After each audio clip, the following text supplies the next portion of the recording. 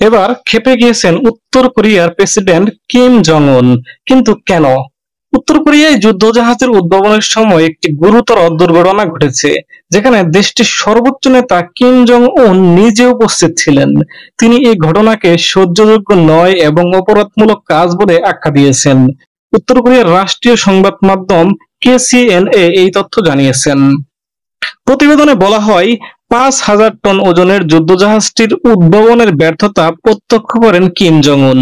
তিনি ঘটনাটি অবহেলার ফল বলে উল্লেখ করেন, যা দেশের সম্মানে আঘাত এনেছে।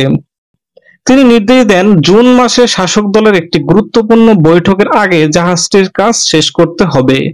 প্রতিবেদনে কোনো প্রাণহানির কথা উল্লেখ করা হয়নি।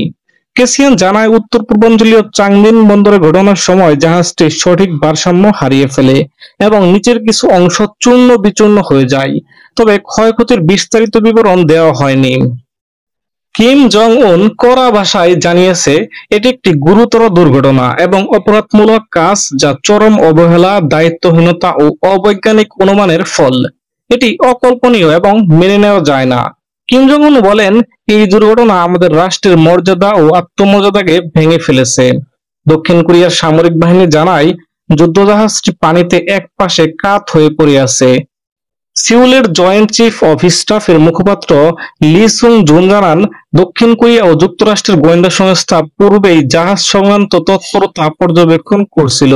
উত্তর কোরিয়া অতীতে মহাকাশযান উৎক্ষেপণ ব্যর্থতা এবং বেসামরিক দুর্যোগের মতো দুর্ঘটনার মুখোমুখি হয়েছে। উত্তর কোরিয়ায় যে কোনো দুর্ঘটনা ঘটলে সেটি সবার আগে আঙ্গুল তোলা হয় যুক্তরাষ্ট্রের দিকে। এবার দেখা যাক এটি নিয়ে কিম জং উন কি কাণ্ড করেন।